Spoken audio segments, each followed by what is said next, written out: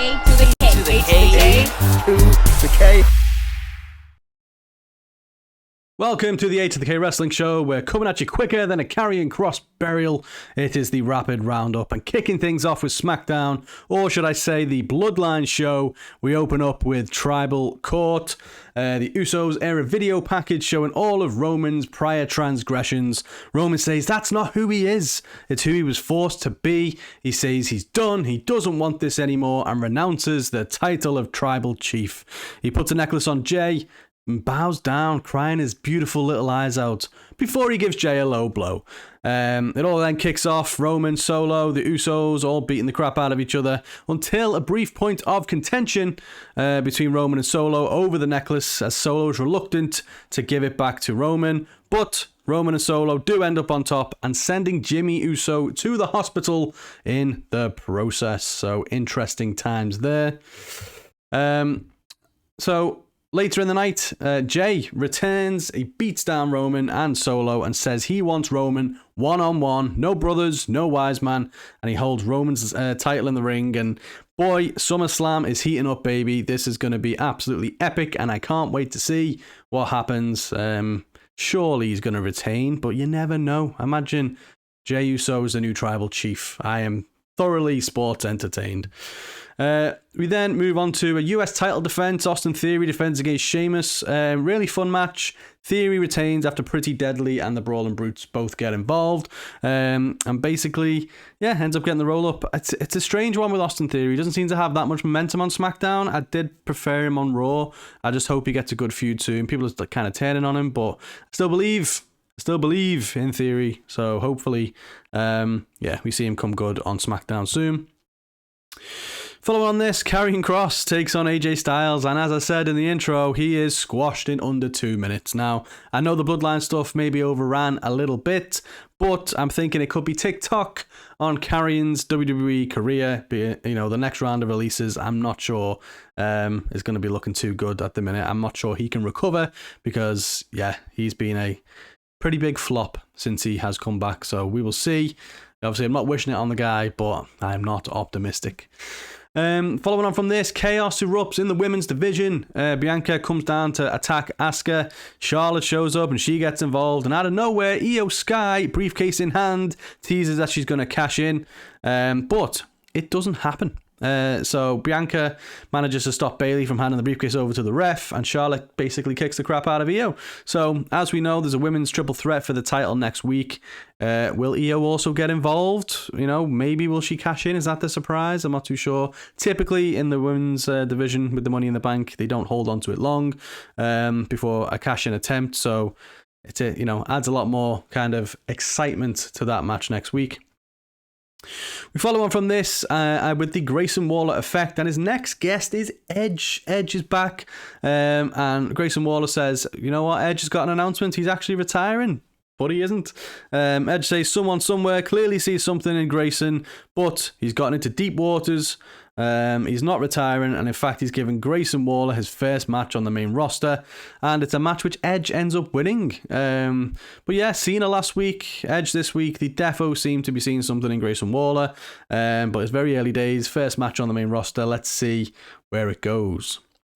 Interesting as well. That was the main event SmackDown, but LA Knight was not on the show this week. Now he was there, he was in attendance. I know I mentioned about some of the stuff overrunning, but LA Knight kind of came out and basically beat up Hit Row, so I'm guessing that makes him a babyface now, but they decided not to air it on the show. It was available on social media. It's done like 2 million views or something, so clearly LA Knight is over. So surprised that they didn't see him and put him on the main show. Raw last night kicked off with Finn Balor coming out saying what happened at Money in the Bank doesn't sit well with him. He's still got unfinished business with Seth, and it's because of Damian Priest. Rhea and Dom come down, and Rhea cuts Finn off and tells him it's done. and Finn walks off in a huff. Rhea basically says Seth is going to get what's coming to him courtesy of Dom tonight, and out comes Seth eating buffalo wings, of course. And basically Dom says he's going to beat him tonight, but he gets drowned out by a chorus of boos, which seems to happen every single week. And basically Seth laughs at that, says he's got some bad news for Rhea because tonight he's going to be the only one whipping Dominic's ass. So, full of jokes. But yeah, we then cut backstage later in the night, and Rhea tells Damian that they need to squash the beef. And eventually all four of them are backstage, and the beef is squashed. Damian basically says, he wants to squash this beef. Finn says he'll agree as long as he gets the first shot at Seth, to which Damian agrees, but he holds up his briefcase and said, I know you can beat Seth, but either way, it's covered. So, exciting stuff. Drew McIntyre is back, baby. The Scottish sexy warrior that he is, teaming up with Matt Riddle, and they defeat Imperium. After the match, though, Giovanni Vinci is scolded by Gunther, and him and Kaiser walk off, leaving him by himself. Interesting developments. I believe next week there's going to be a match taking place where someone's banned from ringside or something, so some stuff's going to happen with Imperium there. Maybe they're coming to the end of that, I'm not too sure, but exciting things ahead. So we were meant to get Dominic taking on Seth, but Dirty Dom, true to his name, attacks Seth on his way to the ring. They're kind of running all over the arena through the crowd until the rest of Judgment Day get involved, start beating Seth down. But who makes the save? Sami and Kevin Owens, the tag champs. And basically the match is changed to a 3-on-3 and set for the main event. Ricochet comes out to cut a promo. I didn't know he could do those. And yeah, I'm still not sure he could do those, but he was okay. He basically says Logan's accomplished a lot in his short time in WWE. They've crossed paths on a few occasions now, and one of those times is when Logan jumped him after Money in the Bank. He won't allow Logan to accuse him of being unprofessional because Logan's the one who doesn't know what he's doing, which he pretty much admitted. Logan comes out, he hails Ricochet. He's a human highlight reel, but he stands by what he said on his podcast. Ricochet is a reckless amateur. Ricochet gives him some advice. He says, don't ever run your mouth about me again. Logan says he only wants a match with him so he can go viral, and he doesn't care about that. He won't give Ricochet the platform. So Ricochet just decides to do a front flip out the ring for no reason, and then laughs in his face, and then basically Logan tries to walk off. Ricochet beats him up. So interesting. We're obviously getting this at SummerSlam as well, so we've seen that they can do some pretty cool stuff together, so I imagine some high-flying craziness taking place there. Becky Lynch takes on Zoe Starks with Trish at ringside, making a nuisance of herself, and basically Becky tries to take her out, gets distracted, takes her off the ball, and Starks picks up a win. So huge win for Zoe Starks. We also get the Alpha Academy hosting a graduation party for Maxine Dupree until the Viking Raiders interrupt and Valhalla manages to sneak attack good old Maxine. So we're apparently getting a Viking rules match next week. I'm not sure how I feel about this. If you may remember, if you're a long-time listener or watcher of the show, I'm just getting Viking Raiders versus Street Profits vibes, and we all know how much I hated that. I'm just waiting for them to play a basketball game next week, and who wants that, you know? So let's see. But I do love Alpha Academy, but not loving this. We then get Shayna Baszler defeating Emma, who's apparently still there. So yeah, shame that they haven't done more with her, but Baszler beats her, and then after the match, Ronda comes out and tries to put her in an armbar, but Baszler escapes, and obviously, again, pretty much another match set for SummerSlam.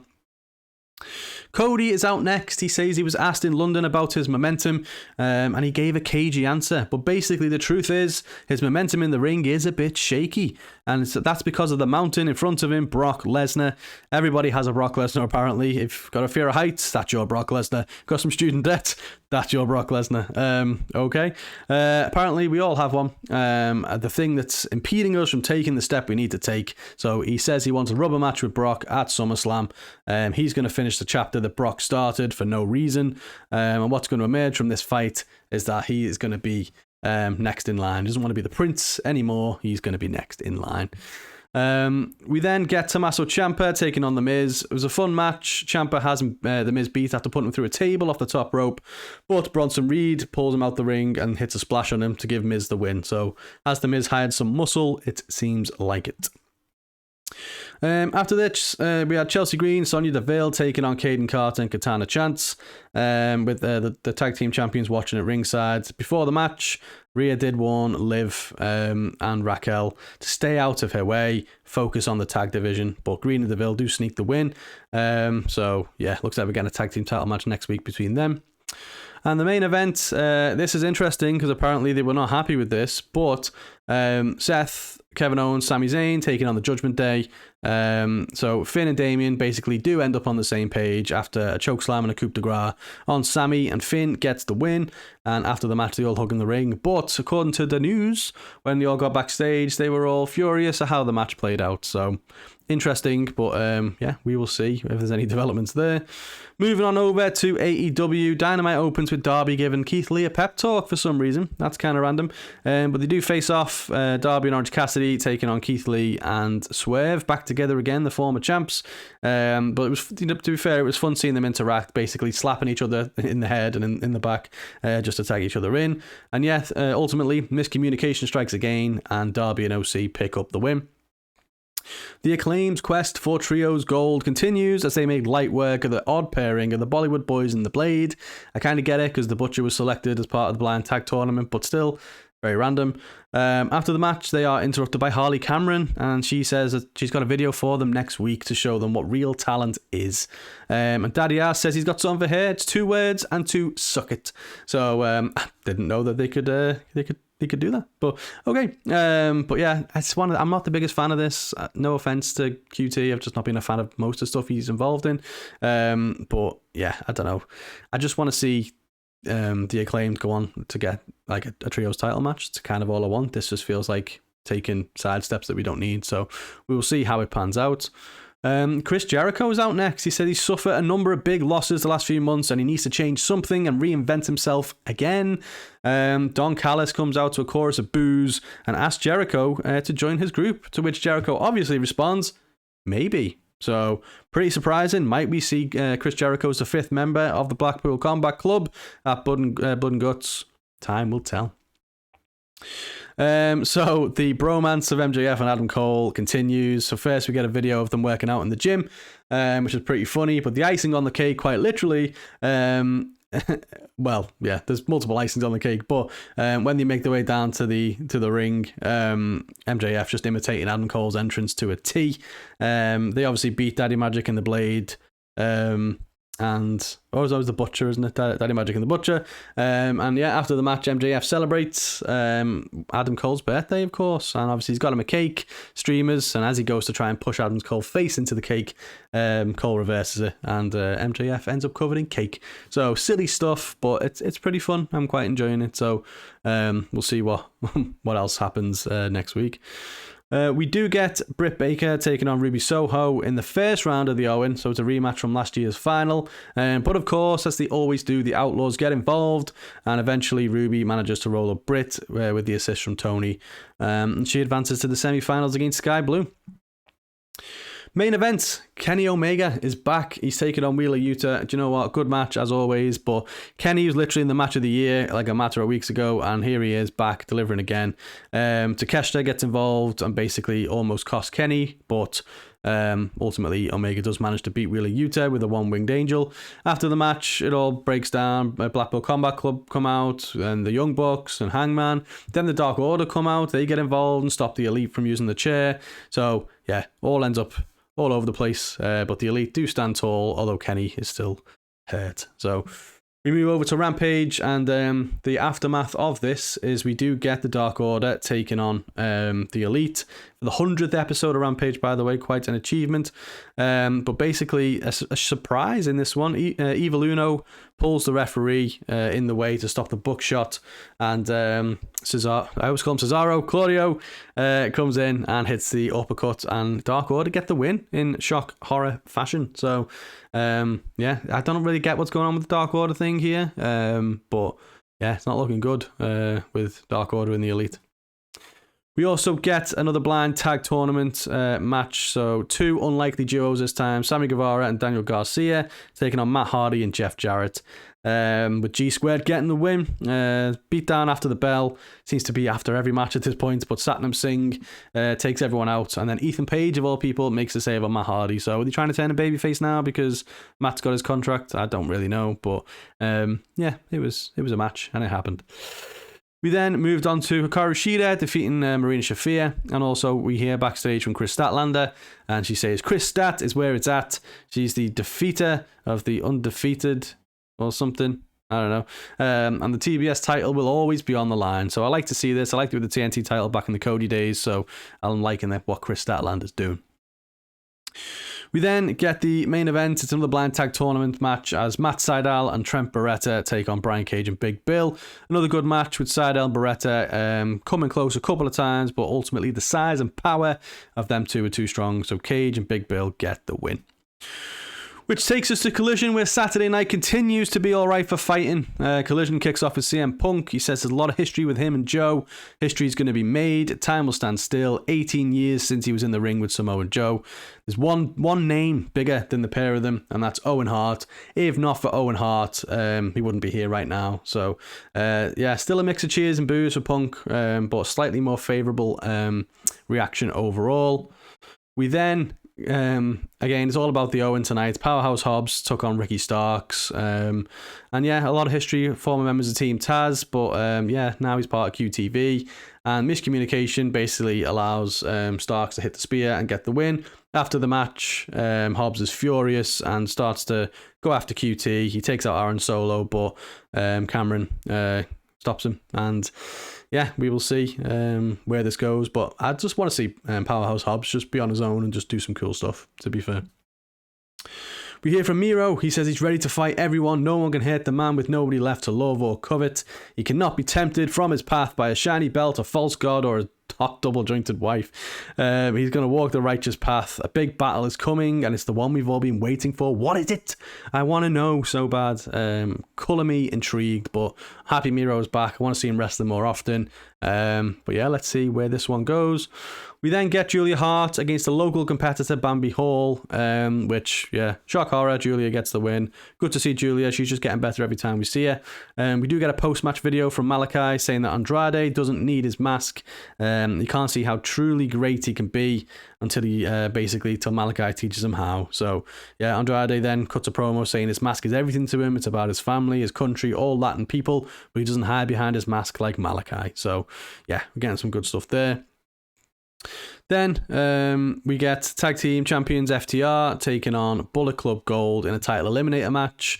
So if Bullet Club Gold win, they get a future opportunity at the title, and yeah, epic match, and they do manage to pick up the win. So yes, they are the number one contenders. They challenge FTR to a 2 out of 3 falls match next week for the title. So let's see how that goes, but be surprised if they drop the belts, but we will see. Main event time. Well, I say main event time, but before that, Scorpio Sky was in a match as well. I forgot to put that in, but he was in a match. He is back after about a year out, so nice to see Scorpio Sky. But the main event is CM Punk and Samoa Joe. And basically, Samoa Joe beats the crap out of Punk for the majority of the match, and it was really good. You can tell these two got great chemistry. Punk goes for the GTS, and Joe reverses it into the clutch, but Punk turns that into a roll-up for the win. After the match, Joe goes for the handshake. CM Punk accepts it, but then he basically betrays him and chokes him out. So Joe goes to get a chair and do similar to what he did to Roderick Strong the previous week, but FTR come out and make the save. Meanwhile, on the ramp, Ricky Starks looks on as CM Punk and Ricky Starks will face each other in the final of the Owen. So there we go. We came in at about 18 and a half minutes, so we still saved you a good number of hours there. But let us know what you thought of all the action this week. Drop a comment, drop a like, hit that follow button, whatever you can do on all of the places. We're on Threads now, apparently, so check us out there. We will post some threads, and yeah, we will catch you on the next one.